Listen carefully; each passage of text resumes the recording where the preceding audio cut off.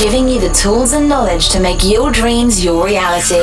Yo, what up, guys? We are here in Atlanta, Georgia. I'm with my good friend Michael Mueller here, and we were having a discussion just talking about video content and how important it is. Even you look at like Apple, the biggest company in the world, anytime a product is launched, even though, you know, they could just say, hey, a new phone is coming out, they still do a huge, you know, campaign and a lot of video content just helping to promote it and push it. Mike is, he's a videographer. He works for one of the biggest companies in Georgia here.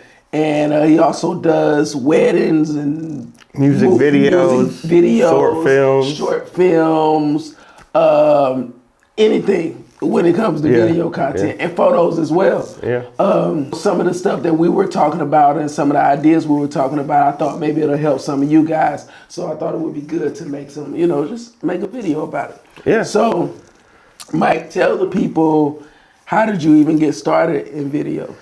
So, back in 2010, this guy, Amir, was harassing me and telling me about this Canon T2i camera that came out, had this incredible 1080 quality footage. There's all this test footage all over YouTube. And at the time, you know, we had this relationship built up from working in music, promoting, managing. Mike, and that's actually how I met Mike. He actually had artists that he would promote and manage here in the Atlanta area. So, So that's basically how, and we had to do a lot of things for the artists we worked with, because on the indie level, you know, especially back then, technology was not what it is now. So getting a camera and learning those things was not just helping them, but adding to our craft as well.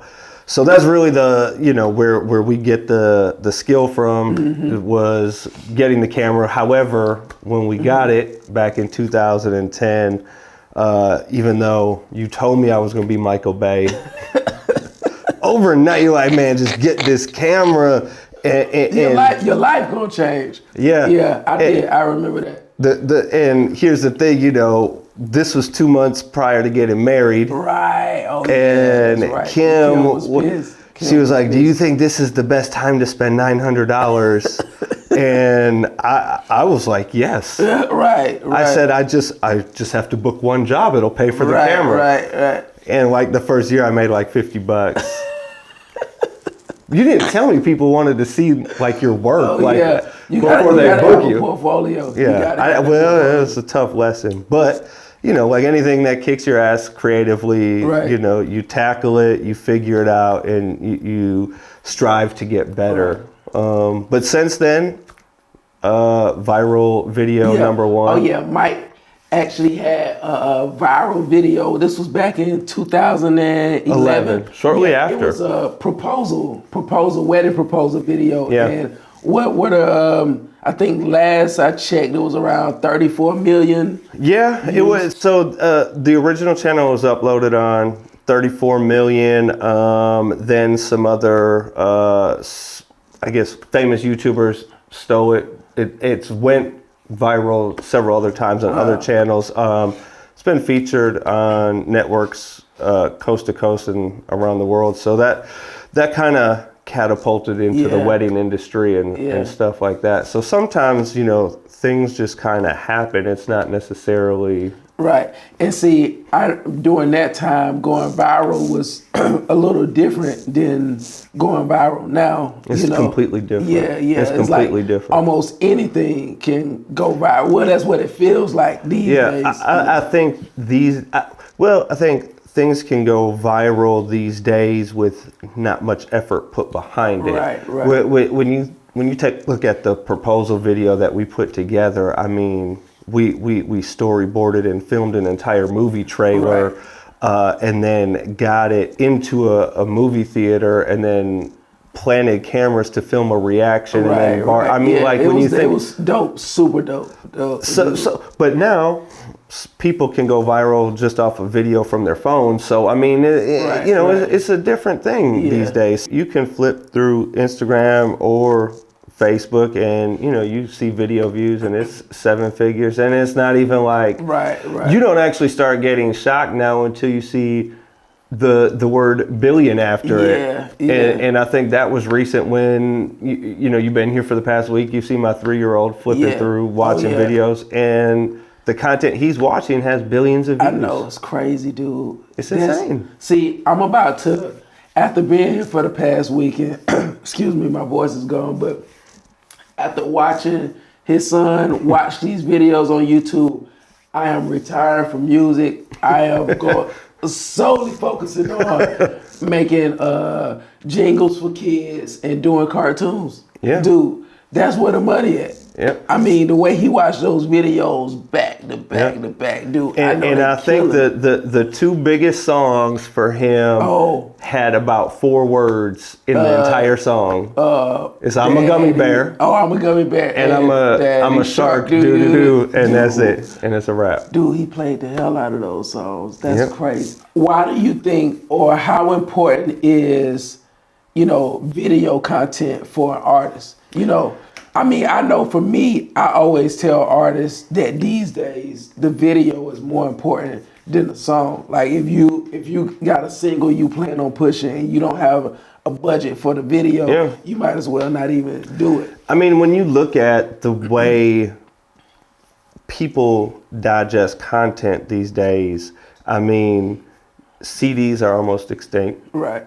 I mean, if you're a new artist, what's going to be the easiest way to get your music in front of people? Right. It's going to be through Instagram or Facebook, and you can't do that through an MP3. It's got to be through video. Right, yeah. So if you don't want to spend the money on investing in yourself, which that's what getting a quality engineer and mixer and video person are, and a producer, then that's not something you should even be doing. Like, don't waste your time, your money, or anyone else's, because at the end of the day, for people like yourself who do this for a living, like there's no other way. There's no plan B. So it's like it's almost insulting. Like when you see someone they take it as a hobby and they want to insult you and say, "Oh man, you can't mix my record for $100."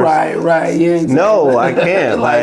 No, I can't. And it's like, I think most people, they just think, it's not gonna take him long to do that, or it takes him just a couple hours to do that. That's the most notorious saying. Man, I just want to do this short video. Right, yeah. But even as we sit here today doing a 10, 15-minute video, that's really just a discussion. Yeah. It took longer to set it up. Right, and the time it's going to take to put it together. That, the knowledge to go through and set everything up, to light and set cameras and do all that. Like, exactly. Those things, the hours, they say you got to put 10,000 hours in on anything to be good at it. That's what that's a saying.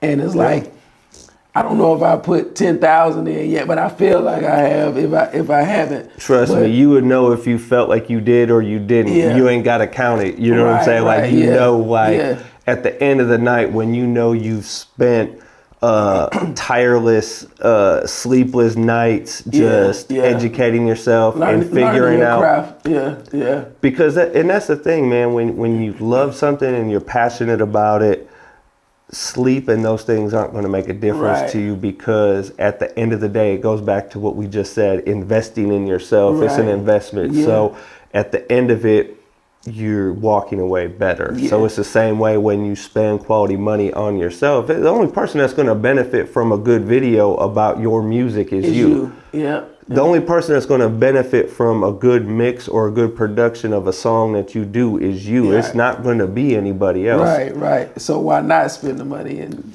do it the right way? I mean, you're going to buy the right shoes. Right. You're going to walk around in the right shoes. Hey, what's crazy, man, is so many artists, they'll spend the money on the outfit. You know what I'm saying? Instead of putting their money into, what they're really presenting to the world when it comes to their art and how they're presenting their art. In the days of managing and promoting and still to this day, still doing music videos. You see it more times than not, where it's like, I get it. Like there's a certain content you need to talk about and you need to do it, but it's not necessarily that you should always have to practice it, because at the end of the day, when you talk about that investment, it's not the visual, it's not it's you can look fly for cheap, man. Right, yeah. It don't cost a lot. H&M, baby, all day, all day. You don't have to spend a fortune to look like it, man, and you need to put that in something that's going to get you some money back, because it goes back to this, man. This year I sold my Lexus, I got rid of my Lexus, and I bought a cargo van. Investing in my craft. Grow. Yeah. Because here's the thing, the one thing I looked at it, that Lexus was a note every month, right. And that note that Lexus was never going to make me $1. Right. It was only an expense. Right. My van, it is going to take me, and as it takes me to jobs back and forth, it's an advertisement. Right. Yeah. So I live in the city of Atlanta, where there's 6 million plus people. Having that many people, I mean, as much as I drive around. Yeah. Just the 7 days you've been here, how much we drove around? Man, dude. I mean, enough to where I don't want to drive nowhere. No more while I'm here. So it's making those choices and maturing enough in your head to realize that if it's something you really want, you're going to take and sacrifice the things, like the superficial things, like the nicer car. Yeah. My wife thought I was damn nuts. Yeah. She what? Yeah. But I couldn't believe it. I mean, because I know how you like your, you know shit. You know what I'm saying? So to give up the Lex and go get a cargo van. Yeah. You know, a Scooby-Doo van. Yeah. Well, they call it the 18 van. I mean, now don't get it wrong. I mean, it's dope when it comes as far as a cargo van. It's a dope van. It's a dope van. Maybe we'll find a picture or something and throw it up here so you can see it. Yeah, but you know, it's making those decisions, man, and it goes back to whether you're being an artist or people, even aspiring producers, right. Like, if there's certain things that you need that are going to be an investment in you, then you got to make that decision and do it, whether it's spending the money or getting the education or whatever. You got to get in that mindset. That's the only way you're going to progress. Yeah. So I know we don't have a lot of time left. I know you got to, we got to finish. We were actually working on a trailer for a show he's doing called Morty. It's actually going to be on Amazon, right? That's correct. Yeah. So we're actually working on a trailer for that. So we're going to get back to that. But in closing, what would be your advice to an artist looking to build their brand? It's a couple things. One, save the money if you don't have it. And find the right team of people. It's not something you can always do on your own. It's about... I was at a business meeting yesterday with my business manager, and the comment he shared with me is, you're the sum of the 5 people you're around the most. And always I always want to be the poorest and the dumbest person in the room. Right. You know what I mean? Like that's how you grow. I mean, that's if how you want to grow. Yeah. So find a good team that has the same vision and vibe and supports you and will be honest with you and not a yes man. Right. Those are huge things. I'm the guy that's not a yes man. He'll tell you anytime he's doing something or working on a project, he says it to me because he knows, like, I'm gonna shoot it to him straight. Yeah. Like, and that's huge. That's a big thing, because I think a lot of times when people are friends, they're afraid to hurt their friends' feelings. Right.